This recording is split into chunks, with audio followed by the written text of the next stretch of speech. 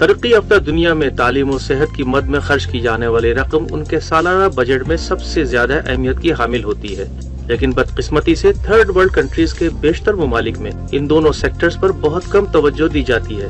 पाकिस्तान में भी सरकारी सतह पर सेहत के हवाले से उमूमी तौर पर अदम तवज्जोही का मुजाहरा किया जाता है। सेहत का बजट इस अमर की वाज़ेह अक्कासी करता है। सरकारी अस्पतालों की हालत जार किसी से पोशीदा नहीं, ये तस्वीर का एक उमूमी रुख है। तस्वीर का दूसरा रुख ये है कि हमारे माशरे में आज भी ऐसे अफराद की कमी नहीं जिनके दिल इंसानी मोहब्बत से लबरेज हैं और जिनकी जिंदगी का मिशन ही इंसानियत की बेलौस खिदमत करना है। बिलाशुबा ऐसे लोग हमारा कौमी सरमाया हैं और वजह तौर पर इन हीरोज को दुनिया के सामने फख्र से पेश किया जा सकता है। डॉक्टर अदीब रिजवी का शुमार भी ऐसे ही लोगों में होता है। हमारे आज के प्रोग्राम में डॉक्टर साहब हमारे मेहमान हैं, आइए इनसे मिलते हैं। बिस्मिल्लाहिर्रहमानिर्रहीम, अस्सलामु अलैकुम। प्रोग्राम है टी टाइम और मैं हूं आपके साथ तज़ीन हुमा। और जैसे कि आपने पैकेज देखा और पैकेज से आपको अंदाज़ा हो गया होगा कि हमारी आज की जो मेहमान शख्सियत हैं वो हमारे मुल्क का बल्कि हमारी कौम की शान बान है, हमारा सरमाया है और ऐसी खुदादात सलाहियतों के मालिक हैं कि अल्लाह ताला ने उनके ऊपर अपनी वो ब्लेसिंग रखी है कि रहती दुनिया तक उनका नाम और उनका काम दोनों लोगों की ज़बानों पर रहेगा। तो आइए गुफ्तगू का आगाज़ करते हैं अदीब रिजवी साहब से। अस्सलाम वालेकुम डॉक्टर साहब। वालेकुम सलाम। आप खैरियत से हैं? डॉक्टर साहब ये बताइए कि सबसे पहले तो हम गुफ्तगू का आगाज़ इस लिहाज से करते हैं कि एक ज़माना था जब गुर्दों की खरीदो फरोख्त शुरू हो गई थी। लोगों ने एक कारोबार बना लिया था। कोई भी सेहतमंद इंसान उसको पता चल गया था कि मैं एक गुर्दे पे ज़िंदगी अच्छी गुजार सकता हूँ। उसने अपना दूसरा गुर्दा किसी भी मुस्तहक या मुस्तहक तो नहीं कहूँगी, किसी भी ऐसे शख्स को दे दिया जिसके पास माली तौर पर बड़ी अच्छी हैसियत है और उसने पैसे ले लिए। एक कारोबार बन गया था, एक मंडी बन गई थी। जी जनाब चलें ठीक है, किसी गुर्दा लिया, फिट किया और शुरू हो गए। फिर उसके बाद आप लोगों ने एक ऑर्डिनेंस पास करवाया जो कि अब कानून की हैसियत इख्तियार कर गया है। तो ये बेसिकली लोगों को ज़रा से ये कानून बताइए कि अब गुर्दा फ़रोख्त नहीं किया जा सकता लेकिन अतिया किया जा सकता है। तो वो ज़िंदगी में जो अतिया किया जाता है उसका क्या मतलब है?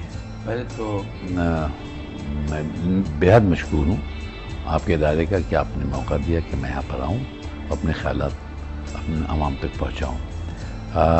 गुर्दे का ट्रांसप्लांटेशन जो है या अज़ा का ट्रांसप्लांटेशन ये इस मिलेनियम की सबसे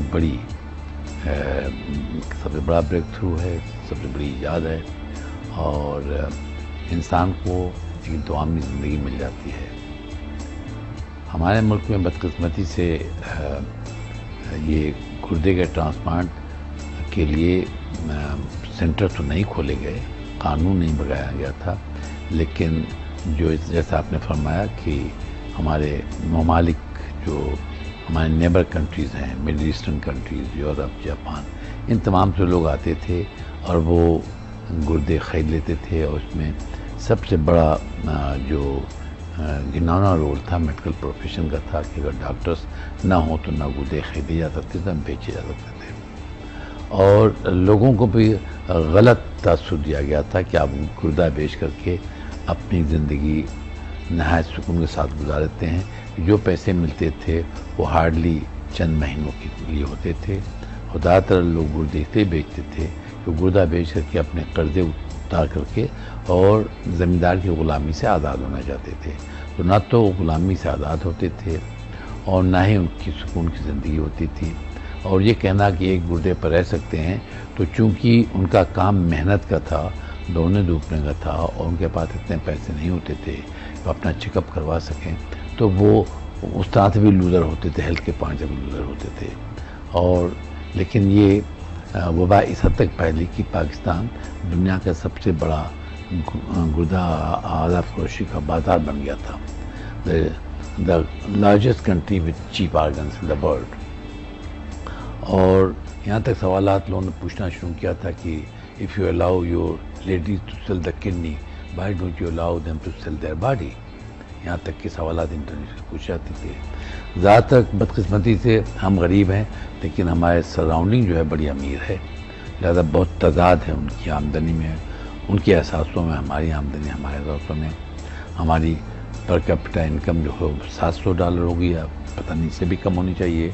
और अगर लीजिए आप Saudi Arabia, Kuwait, Bahrain, Iran, ये सब यहाँ की 27,000, 30,000 और यूरोप में इससे भी ज़्यादा है, जापान में इससे भी ज़्यादा है। लिहाजा वो लोग आते थे, हमसे खरीद के लेके चले जाते थे, हमने बिलियन कमाया और अपने जो हमारा कौमी असासा था, जो तंदुरुस्ती हमारी है, हमारे लेबर को हमने बेच दिया। इसकी एक वजह ये भी मैं कहता हूँ कि ये हालात पैदा क्यों हुए कि किसी अमीर ने अपना गुर्दा नहीं बेचा, सब गरीब ने बेचा। और उसकी वजह यह है कि जब आपको नहीं मालूम कि शाम की रोटी कहाँ से आएगी, तो मेडिसिन की तरफ या सेहत की तरफ आप देखते ही नहीं। और इस मुल्क का सबसे बड़ा अलमिया ये है कि मुल्क तो आज़ाद है लेकिन अवाम गुलाम है। बिल्कुल, हम तो अब तक कहते हैं कि अपने कर्जों की कैद से आज़ाद ही नहीं हो कर्जों की कैद तो आप छोड़ दीजिए, अगर आप जाइए चाहे सिंध हो, पंजाब हो, बलूचिस्तान हो या फ्रंटियर हो, वहाँ पर जो ज़मींदार है, चौधरी है, बडेरा है, मलिक है, वो ज़मीन का मालिक है। और ज़मीन के मालिक होने के साथ जो लोग उस ज़मीन के ऊपर हैं, जिनकी ज़िंदगी का दारोमदार उस ज़मीन की आमदनी से है, उसके वो जो हैं नाखुदा होते हैं। उनकी ज़िंदगी, उनके असासे, उनकी औलाद सब, और वो एक किस्म का कर्जे भी कहते हैं कि इतने लाख तुम्हारे पर बाकी है, लिहाजा वो कर्जे दे दो तब तुम आज़ाद हो सकते हो। लिहाजा वो आज़ाद नहीं, और वो जिंदगी गुजर जाती है, नस्ल दर नस्ल गुजर जाती है, लेकिन ऐसा मुमकिन ही नहीं होता। ये बॉन्डेड लेबर जो है ये चल रही है, हालांकि पेपर के ऊपर हमने कह दिया कि ख़त्म हो चुकी, नहीं हुई। और यही फ़र्क, सबसे बड़ा फ़र्क हमारे मुल्क और इंडिया के दरमियान में कि इंडिया में पहला रेजोल्यूशन था जिसके अंदर उन्होंने लैंड एबॉलिश कर दी थी। लिहाजा हर शख्स जो है वो आज़ाद हो गया था माशी तौर से। माशी आज़ादी के बगैर तमाम आज़ादी बेकार है। हम बदकिस्मती से ये नहीं कर पाए हैं। बिल्कुल। तो अब लिहाजा गुर्दे बिके, सब कुछ हुआ। और जब इस हद तक पहुँच गए, तमाम दुनिया में शोर मच गया। और उसका जो दूसरा नुकसान हुआ ये हुआ कि अपने मुल्क में गुर्दे की पैमानकारी आगे नहीं बढ़ी, क्योंकि बाहर वाले आते थे और वो गुर्दे करके चले आते थे। बिल्कुल। और ये सवाल सिर्फ गुर्दे का नहीं था, जितने अज़ा हैं सब ट्रांसप्लांट आज हो सकते हैं। गुर्दे तो ट्रांसप्लांट हो ही सकते हैं, दिल ट्रांसप्लांट होता है, जिगर ट्रांसप्लांट होता है, आँखें ट्रांसप्लांट हो सकती हैं, लीवर ट्रांसप्लांट हो सकता है। अच्छा। पेनक्रियास ट्रांसप्लांट होती है, स्टमक ट्रांसप्लांट होता है, हड्डियाँ, हर चीज़, यानी हर बॉडी को हर हिस्सा ट्रांसप्लांट किया जा सकता है, हो जाता है। तो वो सब जो हमारा सबसे बड़ा अलमिया दूसरा ये हुआ कि ऐसे इंस्टीट्यूशन कायम ही नहीं हुए जहां हम अपने बच्चों को ट्रेन करके ट्रांसप्लांट की तरफ भेजें। लिहाजा एक बहुत बड़ा गैप आ गया। बिल्कुल। आज अगर देखिए तो लोग इंडिया जाते हैं, इंग्लैंड जाते हैं लिवर चाइना जाते हैं लिवर ट्रांसप्लांट के लिए, और 1 करोड़ 1.5 करोड़ 2 करोड़ देते हैं, जिसकी कोई ज़रूरत नहीं थी अगर हम यहाँ पर इन इदारों को मजबूत बनाते हुए करते। और इसमें एक बहुत बड़ी वजह ये भी थी, एक तो कम्युनिटी के ब्लैक शिप जो जिनके डॉक्टर्स भी आते हैं, जिनकी लालच का था, और दूसरा अभी तक कोई कानून नहीं था। और कानून 18-20 साल से कानून बनाने की कोशिश की गई, लेकिन उसको हमेशा ब्लॉक कर दिया गया। और अल्हम्दुलिल्लाह आपकी काविशों से ये कानून बन गया। बल्कि इंडिविजुअल की थी ही नहीं, इस कानून के लिए पूरी कम्युनिटी, खास तौर से journalist, both print and electronic media, और उसके बाद जुडिशरी, जर्नलिस्ट, टीचर्स, सब ने मिल करके चलाया। डॉक्टर साहब, हमारे साथ एक कॉलर हैं, अगर आपकी इजाजत हो तो हम उनसे बात करें। जरूर। बड़ी मेहरबानी जी। अस्सलाम वालेकुम। वालेकुम अस्सलाम। कौन साहब हैं हमारे साथ? मैं खालिद महमूद गुजरावाला से बोल रहा हूँ। खालिद भाई, आप खैरियत से हैं? हाँ अल्हम्दुलिल्लाह, बहना मेरी आपकी दुआएं हैं। आज हमारे साथ डॉक्टर अदीब रिजवी साहब हैं। हमारे कहते हैं कि हमारे लिए बड़े एजाज की बात है कि आज हमारे प्रोग्राम में जी खालिद भाई। हेलो हेलो जी, आप अपनी टीवी का वॉल्यूम बंद कर दीजिए। अच्छा बहना, अच्छा ठीक है जी, आप बताइए। मेरा सवाल ये है डॉक्टर साहब से, मैं 9 साल पहले डॉक्टर साहब के पास खुद आया था। अच्छा। तो मैंने किडनी ट्रांसप्लांट करवा लिया है। अच्छा। रावलपिंडी से करवाया, अब मैं दवाई खा रहा हूँ रेगुलर। ठीक। ये पूछना चाहता हूँ 8-9 साल के बाद क्या मेरे दवाई मेरी खत्म हो सकती है या नहीं? ठीक है खालिद भाई, डॉक्टर साहब आपको बता दें। दवा तमाम उम्र लेनी पड़ेगी। और दूसरे नंबर पे मुझे हार्ट का कोई मसला मालूम हो रहा है, उसकी क्या कैफियत हो सकती है? वो हार्ट के मसले के लिए पूछी हुई कैफियत पर न जाइए। आप खालिद साहब किसी डॉक्टर से मिलकर अपने को चेक करवा लीजिए कि जो दवाइयाँ आप इस्तेमाल कर रहे हैं गुर्दे के रिजेक्शन रोकने से, वो कभी कभी दिल के ऊपर भी असर कर सकती हैं। लिहाजा आप किसी कार्डियोलॉजिस्ट से मिल लें और मिलकर अपने को चेक करवा लें। और बेहतर ये होगा कि खालिद भाई आप एक दफा कराची आ जाइए और डॉक्टर साहब से अपॉइंटमेंट लेके और एक दफा डॉक्टर साहब को भी अपने दिखा दीजिए कि इस वक्त आपके गुर्दे की क्या स्टेटस है, क्या दवाइयां जो आप ले रहे हैं वो उसमें कुछ कमी आ सके, क्या पता उन दवाइयों के लेने में। गर्चे दवाइयां तो पूरी जिंदगी लेनी है, लेकिन ये कि अल्लाह ताला आपको बहुत जिंदगी अता फरमाए। हमारी दुआएं आपके साथ हैं। और यहाँ पे ले रहे हैं एक छोटा सा ब्रेक के बाद हम वापस आते हैं। हमारे साथ आज हमारे स्टूडियोज में है डॉक्टर अदीब रिजवी।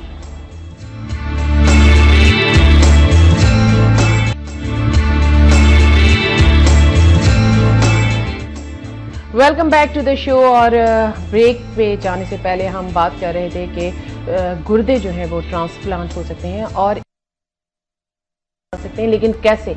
वो ऐसे कि आप प्रॉपर मेडिसिन लेंगे, आप प्रॉपर अपनी ग़िज़ा का ख्याल रखेंगे, आपकी जो रोज़मर्रा की ज़िंदगी, आपका जो लाइफ स्टाइल है उसको भी आपको बदलना पड़ेगा, तो फिर आप ज़िंदगी बहुत पुरसुकून गुजार सकते हैं। लेकिन अगर आप अपनी ग़िज़ा का ख्याल नहीं रखेंगे, आप मेडिसिन दवाइयों का इस्तेमाल प्रॉपर नहीं करेंगे, तो फिर क्या होगा? आपका जो एक गुर्दा है वो भी आपके लिए सूतमंद साबित नहीं होगा और आपकी ज़िंदगी जो है वो हर वक्त दाव पे लगी रहेगी। और ज़िंदगी में मुश्किलात, जब सेहत अच्छी ना हो तो फिर हर तरह की मुश्किलात जो है ज़िंदगी में आना शुरू हो जाती हैं।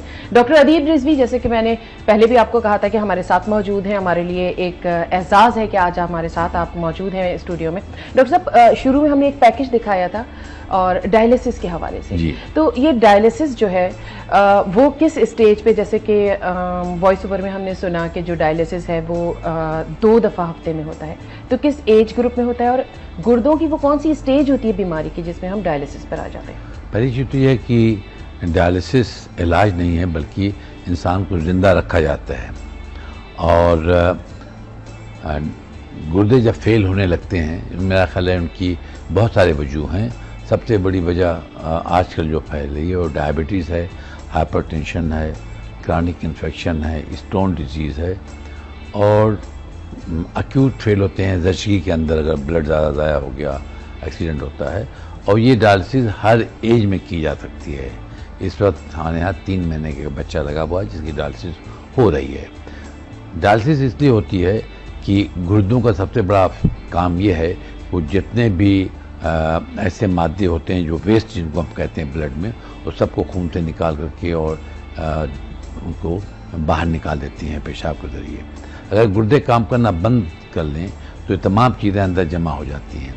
मसलन अगर 24 घंटे गुर्दे काम न करें, 36 घंटे, तो आपके अंदर एसिड इतना जमा हो जाएगा वही आपको मार सकता है और तमाम चीज़ें जमा नहीं। दादा, गुर्दे आपको ज़िंदा रखने के लिए ज़रूरी हैं और जब गुर्दे काम नहीं कर रहे हैं, जिनके वजूद मैंने बताया आपसे कि आजकल ख़ास तौर से हाइपरटेंशन, डायबिटीज़ और इन्फेक्शंस, स्टोन और ख़ास तौर पर जो हम दवाइयाँ बहुत इस्तेमाल करते हैं, इन सब की वजह से गुर्दे फेल हो सकते हैं। तो उस वक्त ज़िंदा रखने को होता है कि आप जितने जहरीला मादे आपके जिस्म में सब जमा रहता है, बाहर नहीं निकलता।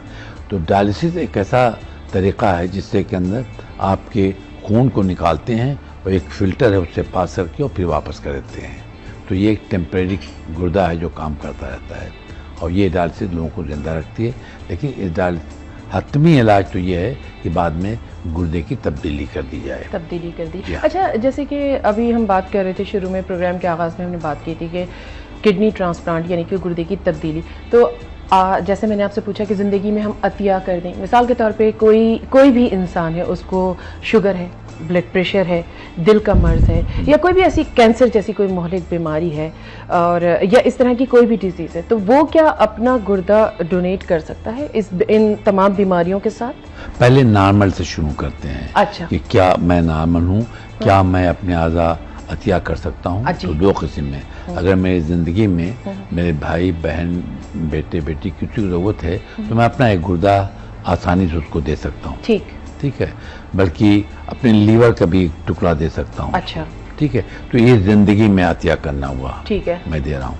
उसके बाद फिर मैं ये कर सकता हूँ कि मैं वसीयत कर दूँ कि मेरे मरने के बाद मेरे आज़ा जो मुस्तहक लोग हैं उनको दे दिए जाएँ। तो उसके अंदर मेरी आँखें, मेरा दिल, मेरे जिगर, मेरा जो है फेफड़े, जिगर, आंतें, पैनक्रियास, गुर्दे, हड्डियां स्टमक, सब कुछ जाए, भी। सब अच्छा, लगा देते हैं। बाद अज मर्ग, तो उसमें बाज़ दफ़ा ये होता है कि हम अक्सर ये देखते हैं कि पता चलता है कि भाई इंतकाल हो गया। कैसे इंतकाल हो गया? रात में तो सही सोए थे, सुबह उठ ही नहीं सके। हाँ, तो ऐसे लोग नहीं दे सकते। अच्छा। होता यह है कि वो खुशकिस्मत लोग हैं जो वसीयत करें और अल्लाह ताला उनकी वसीयत को कबूल कर ले।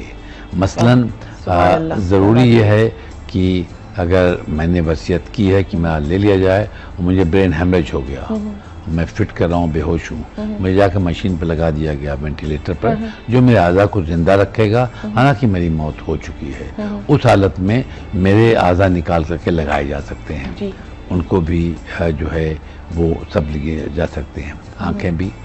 और मलकुल मौत तो कुछ नहीं मिलेगा। बिल्कुल मलकुल मौत सिर्फ एक पैकेज लेकर जाएगी, कवरिंग लेकर जाएगी। बिल्कुल। मेरी आंखें कहीं और देख रही होंगी, मेरा दिल किसी और सीने में धड़क रहा होगा, मेरे फेफड़े किसी और की ज़िंदगी बचा रहे होंगे, मेरा जिगर कहीं और काम कर रहा होगा।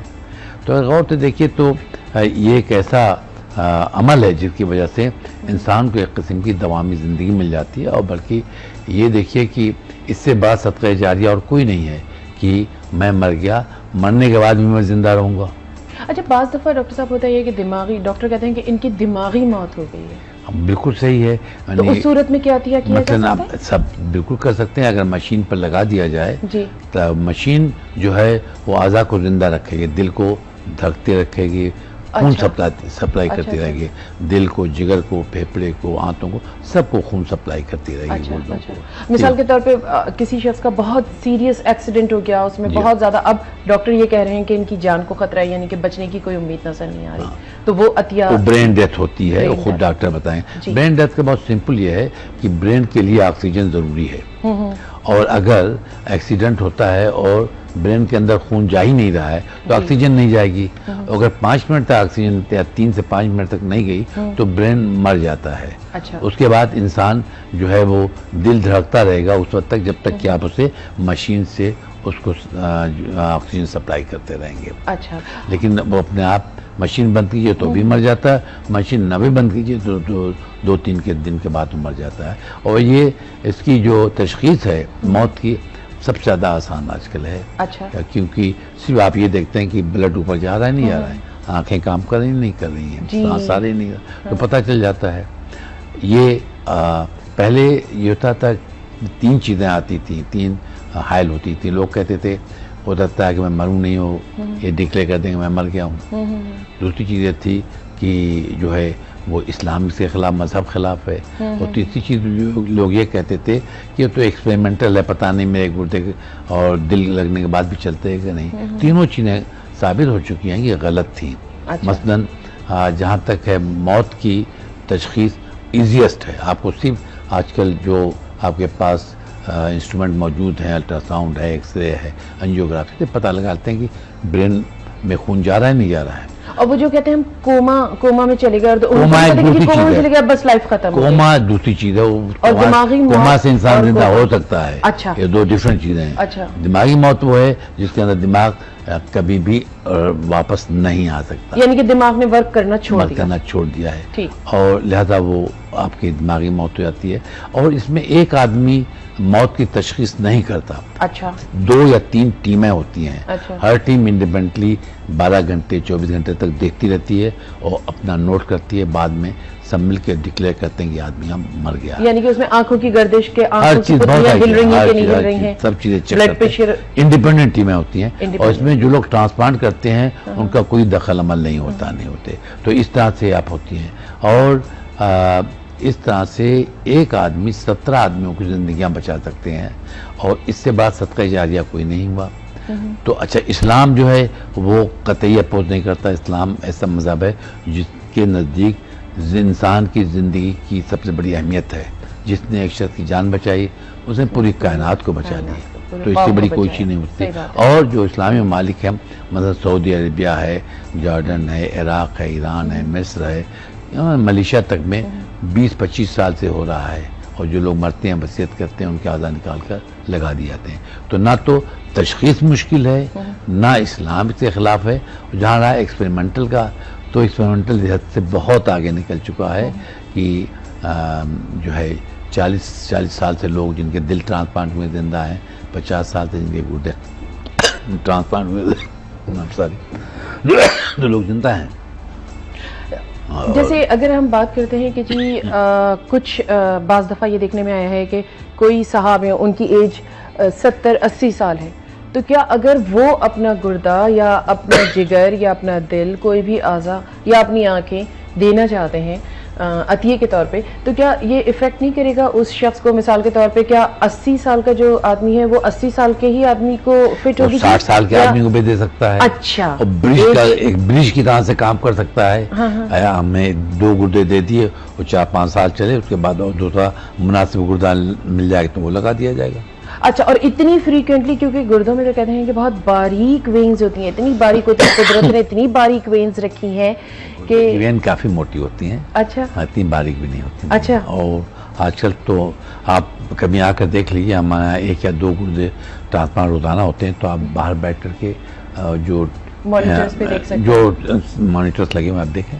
अच्छा, सही। तो अब यानी कि अच्छा, एक वर्ड PVS ये क्या होती है? लेकिन ये कि मुझे कहा जा रहा है हम पहले एक ब्रेक ले लें, उसके बाद मैं इस तरफ आती हूँ। कहीं ना जाइए, प्रोग्राम में टी टाइम और हमारे आज के गेस्ट हैं डॉक्टर अदीब रिजवी साहब।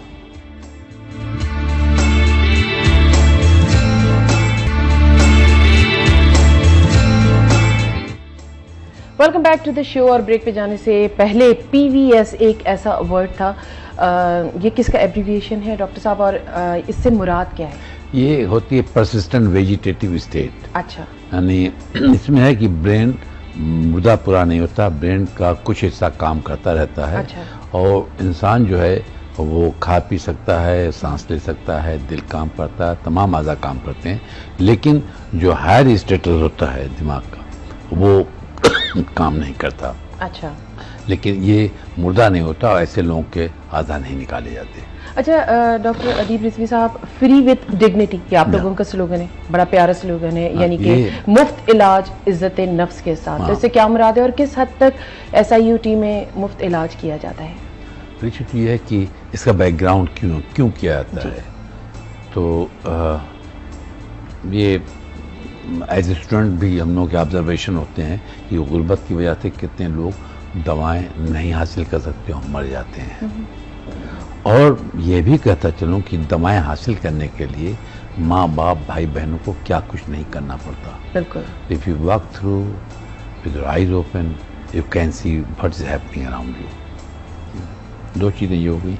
और ये एक क्यूमुलेटिव एक्सपीरियंस होता है जो आप मेडिकल कॉलेज में दाखिल होते हैं और जो आप डॉक्टर बनकर सीनियर डॉक्टर तक आते हैं, हर स्टेज पर आपको नज़र आता है, प्रोवाइडर आप देख सकें, देखना चाहें।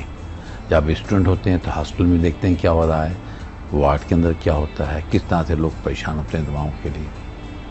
दूसरा बात है माशरे के अंदर आप देखिए तो माशरे के अंदर आपके यहाँ 80% जो लोग हैं बिलो पॉवर्टी लाइन है। बिल्कुल। और ये हालत चेंज होने वाली नहीं ना हो सकेगी। और तो जब आपको ये नहीं मालूम कि रात की रोटी कहाँ से आएगी तो दवा एक बहुत बड़ी लग्जरी हो जाती है। बिल्कुल ठीक है।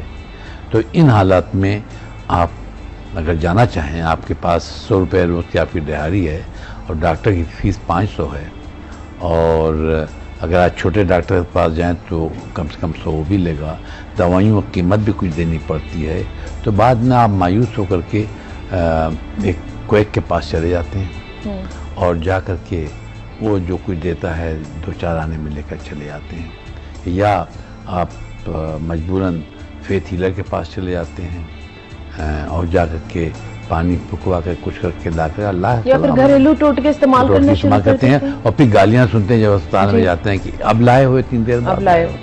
तो ये हालात अगर मुशाहिदे किए जाएं तो इससे मालूम होता है कि 80% आदमी जो हैं वो डिसफ्रेंचाइज्ड हैं from the benefit of health facilities, medicine और वॉटेवर में भी अवेलेबल। तो इनके लिए जो है कोई और दूसरा जरिया नहीं है कि आप इनको फ्री दें, लेकिन फ्री चैरिटी न दें, इज्जत नफ्स का सौदा न करें, बल्कि फ्री विद डिग्निटी दें। और इसका मैं इस तरह से बताऊँगा कि बहुत से लोग मुझसे कहते हैं कि 40 साल से आप लोग चला रहे हैं, तो बहुत से लोग अमीर आते हैं वो भी इलाज करवा के चले जाते हैं। तो आप चेक करें।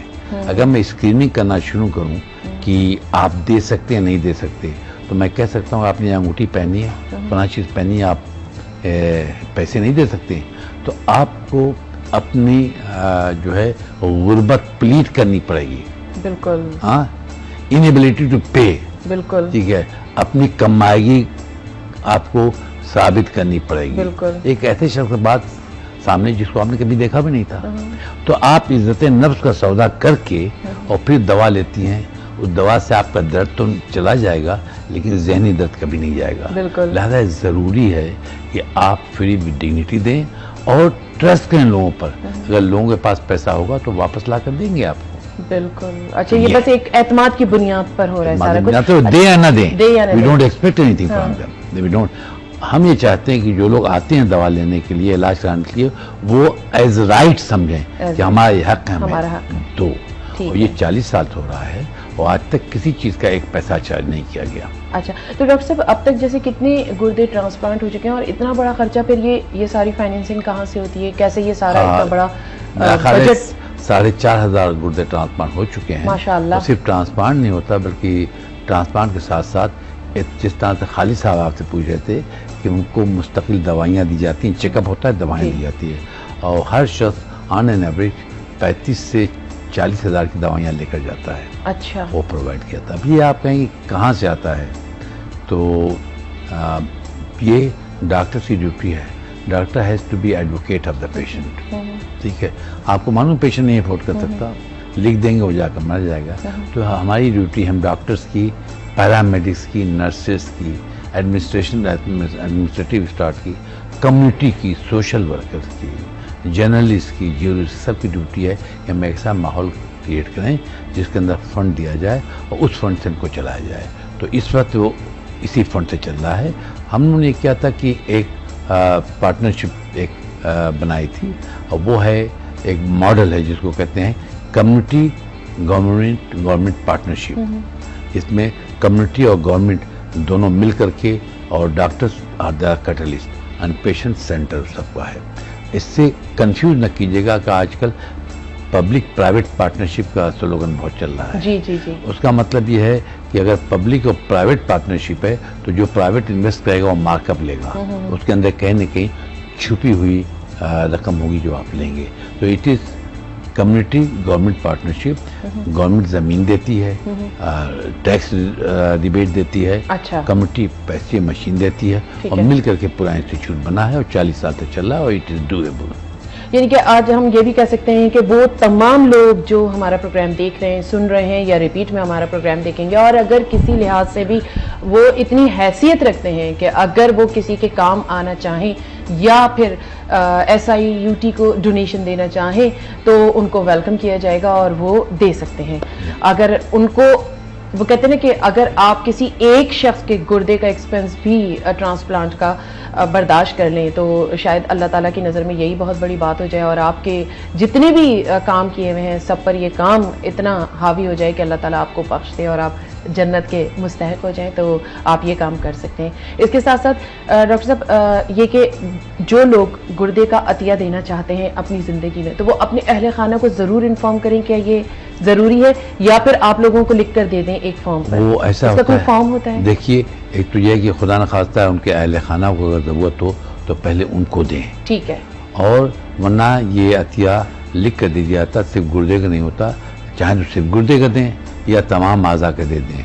और वो हमारे यहाँ SIUT के अंदर एक नंबर है जिसके ऊपर बल्कि आपको दिया भी है, हयाती जी, वो नंबर चल रहा है हमारा, ऑनियर आ रहा है इस वक्त, तो उस पर कभी करके बता सकते हैं, तमाम इंफॉर्मेशन आ जाएंगी। अच्छा। और वो अपना फॉर्म भर कर दे दें, लेकिन अहले खाना को ज़रूर बताएं और हर कि मैंने ये वसीयत की है। सही है। और उसके बाद खुदा न खास्ता अगर बोलते है कि 1000 में से एक ऐसा खुशकिस्मत होगा जो डोनेशन तक पहुँचेगा, शर्त यह है कि उसकी मौत जो है वेंटिलेटर के ऊपर हो या ऐसी जहाँ पर हो जहाँ कि उसे अस्पताल के अंदर ले जाया जा सके। तो वो शख्स जो है वो एक आदमी 17 आदमी को जान बचा सकता है। मसलन अगर देखिए तो जो है प्रिंसेस डियाना, उसने 17 आदमी को जान बचाई मरने के बाद, तमाम अपने आज़ा जो है उसने डोनेट कर दिए थे। अच्छा, ये जैसे कि अभी हम बात कर रहे हैं कि अपनी ज़िंदगी में एक उन्होंने वो कर दिया, आपकी साइट पर भी जाकर, SIUT की साइट पर भी जाकर, नेट पे भी देख सकते हैं और ये सारी तफसीलात हम ले सकते हैं। बातों का सिलसिला हम आगे बढ़ाएंगे, लेकिन एक ब्रेक, क्योंकि ब्रेक बहुत ज़रूरी है और प्रोग्राम की हमारे जो है एक वो कहते हैं ना कि ज़रूरत भी है एक ये ब्रेक लेना। तो कहीं ना जाइए, प्रोग्राम है टी टाइम।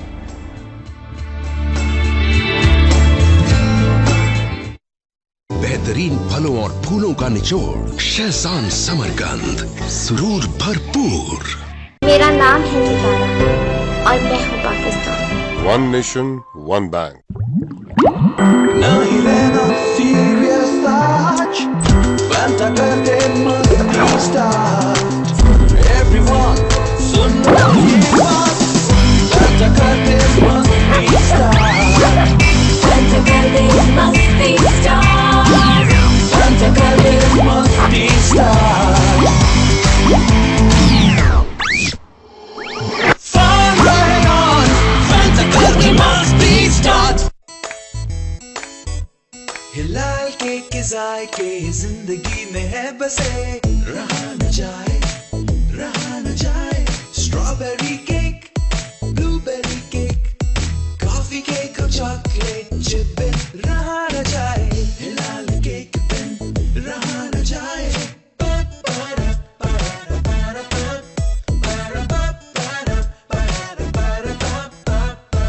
रहा न जाए, रहा न जाए, रहा न जाए। चॉकलेट केक बिन रहा न जाए। हिलाल केक। बाकी सब है ordinary cake.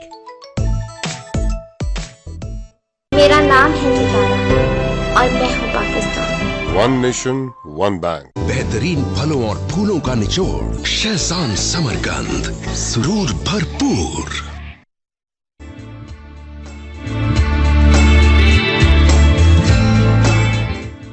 Welcome back to the show. Program है टी टाइम और आप गुफ्तगू सुन रहे हैं डॉक्टर अदीब रिजवी से, और बड़ी इंफॉर्मेटिव, बड़ी मालूमाती बातें आज हमने प्रोग्राम में की हैं, जिससे कि हमें ये पता चल गया है कि अगर हम अपनी ज़िंदगी में भी चाहें तो भी दे सकते हैं अपने कोई ऑर्गन, अपने कोई आज़ा का अतिया, और मरने के बाद भी दिया जा सकता है, लेकिन उसकी टर्म्स एंड कंडीशन जो है वो आपने प्रोग्राम देखा होगा तो यकीनन आपको पता चल गई होंगी। डॉक्टर साहब, जैसे मैंने ये कह दिया कि हम अपनी ज़िंदगी में भी दे सकते हैं, तो ज़िंदगी में हम किन लोगों को दे सकते हैं? मिसाल के तौर पे मैं सेहतमंद हूँ, मुझे कोई ऐसी डिजीज़ नहीं है, अब मैं अपना कोई भी आज़ा देना चाहती हूँ, तो मैं किन को दे सकती हूँ? देखिए, बिल्कुल आप दे सकती हैं, लेकिन देखिए सिर्फ ऐसे आज़े जो दो हैं, मतलब गुर्दे दो हैं, तो एक गुर्दा आप दे सकती हैं, लेकिन ये आप खुदा न खास्ता अगर आपके ख़ानदान में किसी को दोगे तो फिर दें, वरना अगर आप देना चाहती हैं तो वो अल्ट्रुइस्टिक होगा। आप ये लिख कर भेज दें कि मैं देना चाहती हूँ, जो जिससे मैच करे उसको दे दीजिए, ना आप जानेंगे किसको दिया गया, ना जिसको मिला उसको मालूम होगा किसने दिया है। ठीक, क्योंकि पहले भी ऐसा हो रहा था और इसके बैकग्राउंड में बहुत काफ़ी कमर्शियलिज्म ने फ्लोरिश की, इंडिया में भी पाकिस्तान में भी, सही कि हमने अपनी खुशी दे दिया है। अच्छा, लेकिन मरने के बाद अगर कर दी जाए, वसीयत कर दी जाए और प्रॉपर्ली कर दी जाए, तो एक आदमी से 17 आदमी की जानें बच सकती हैं। यानी कि एक आदमी के वो 17 ऑर्गन बॉडी के अंदर मौजूद हैं जो डोनेट किए जा सकते हैं, यानी कि 17 लोगों को।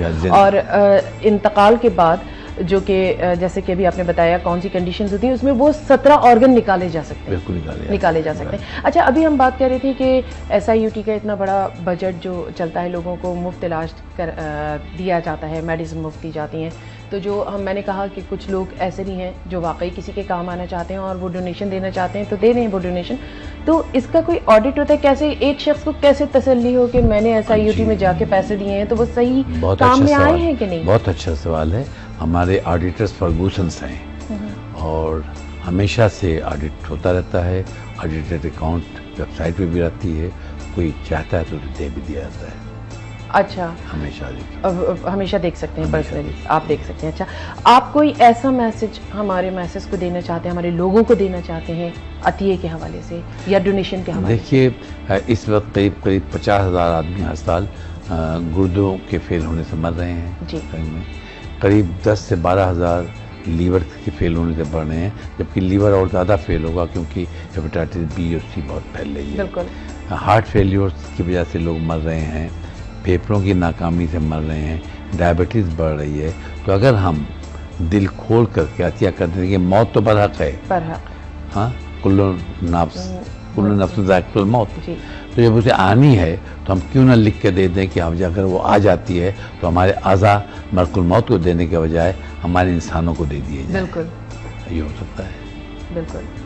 और बल्कि ये कि अगर हम दे देते हैं तो उससे एक वो बात है ना कि एक हमारी सेटिस्फेक्शन भी होती है कि हम ना सिर्फ ज़िंदगी में बल्कि ज़िंदगी के बाद भी किसी के काम तो आए। बिल्कुल सही है, और ये बहुत बड़ा सदका जारिया है जी। ये यही कहते हैं, देखिए आप, मैं सोचता हूँ कि इंसान मरेगा कब फिर। आप देखिए ना, एक किस्म से उसे एक ज़िंदगी ऐसी मिलती है जिससे आप कह सकते हैं कि वो दुआमी है, क्योंकि मेरा दिल किसी और के जिस्म में है, मेरे 2 गुर्दे 2 आदमियों को जिंदा रखे हुए हैं, मेरा फेफड़े कहीं और काम कर रहे हैं, मेरा जिगर कहीं और काम कर रहा है, आंतें कहीं और काम कर रही हैं। तो कितने आदमी जिंदा हैं, कितनी दुआएं मेरे साथ रहेंगी। बिल्कुल बिल्कुल सही बात है। और अगर देखिए तो जैसा आपने पहले फरमाया था कि बख्शिश हो सकती है, तो अब अगर आइए अलमदाह के ऊपर, जिसने एक शख्स की जान बचाई उसने पूरी कायनात बचा दी और मुझ पर एहसान किया। पैदा करने वाला जो है वो अपने जिसको पैदा करता है उसका एहसान मानता है। तो ये बताइए, इस एहसान के बाद जन्नत के दरवाजे उसके लिए नहीं खुलेंगे तो क्या मेरे लिए खुलेंगे? बिल्कुल सही कह रहे हैं आप। और वाकई हम मुसलमान हैं और हमारा ये अकीदा है कि इंशाअल्लाह ताला हम सब जन्नतुल फिरदौस में जाएंगे ज़रूर, लेकिन अल्लाह ताला हमारे अंदर वो अमाल पैदा कर दे कि जिसकी बुनियाद पे हम सुरखरू होके जाएं। अच्छा डॉक्टर साहब, ये बताइए कि कोई भी शख्स है जो गुर्दों के मर्ज में मुब्तला है, वक्त बहुत कलील रह गया तो मुख्तसर से 1-2 सवाल करना चाह रही थी, तो क्या वो मेरिट की बुनियाद पे उनको वहाँ पे एडमिशन मिलता है या फिर इंतजार करना पड़ता है? कोई शख्स भी जा सकता है। अच्छा। इमरजेंसी में हर शख्स को उसी दिन किया जाएगा। अच्छा। उसी दिन। जो इमरजेंसी नहीं है उनकी OPD से उसमें बुलाया जाता है, बुला के फॉलोअप किया जाता है, और इमरजेंसी 24 घंटे खुली रहती है। सही, इमरजेंसी 24 घंटे खुली रहती है और इंस्टीट्यूट 24 घंटे खुला रहता है। यानी कि इमरजेंसी की सूरत में उसका ट्रांसप्लांट भी फौरन किया जा सकता है? ट्रांसप्लांट इमरजेंसी में नहीं होता, उसकी अच्छा। ज़रूरत नहीं होती। अगर इमरजेंसी किसी गुर्दे फेल हो गए हैं तो ज़रूरत होती है कि उसको डायलाइज किया जाए, मुसलसल डायलाइज करके उसे नॉर्मल वैल्यू पर लाएं और उसके बाद फिर ट्रांसप्लांट हो। अच्छा, एक चीज़ और वो ये कि जैसे हम जब कभी भी किसी हॉस्पिटल में जाते हैं तो वहाँ पर हम आधे तो समझ लें डॉक्टर की प्यार मोहब्बत शफ़क़त से सेहतमंद हो जाते हैं और आधे वो दवाएं जो हमें दी जाती हैं उससे हम सेहतमंद हो जाते हैं। तो इस वक्त आपकी OPD में जितने लोग काम कर रहे हैं तो क्या उनको ये तर्ज भी आप लोग देते हैं कि मरीज़ों के साथ, क्योंकि डायलिसिस या गुर्दे फेल होने वाले शख्स के जहन में ये बैठ जाती है कि अब तो बस ज़िंदगी ख़त्म है, देखिए तो उनकी कोई साइकेट्रिस्ट होता है जो साइकोथेरेपी करे? हाँ, अब इसका अंदाज़ा आपको, इसका जवाब आपको खुद मिल जाएगा खुद आकर देखें। मसलन आज लेबर्स डे है, तमाम छुट्टी है, हमारे यहाँ आप कॉरिडोर से चल नहीं सकती, इतने पेशेंट भरे हुए हैं माशाअल्लाह। तो बताया जाता है किया जाता है, लेकिन उसके बाद भी इतना नहीं हो सकता जितना मैं चाहता हूँ। हाँ। क्योंकि लोग इतने बिजी होते हैं, इतने केसेस होते हैं कि पहले जान बचाना होता है तो उसमें लग जाते हैं, लेकिन जो आइडियल चाहिए वो आइडियल नहीं है। अच्छा, एक आखिरी सवाल वो ये कि मैंने अक्सर सुना कि हड्डी का गूदा जो है वो किसी का ले लिया और आपके जिस्म में डाल दिया गया वो गूदा, तो ये क्या चीज़ होती है? बोन मैरो ट्रांसप्लांट होता है, जिनको कि कैंसर होते हैं, खासतौर से ब्लड कैंसर होते हैं, उनके अंदर किया जाता है।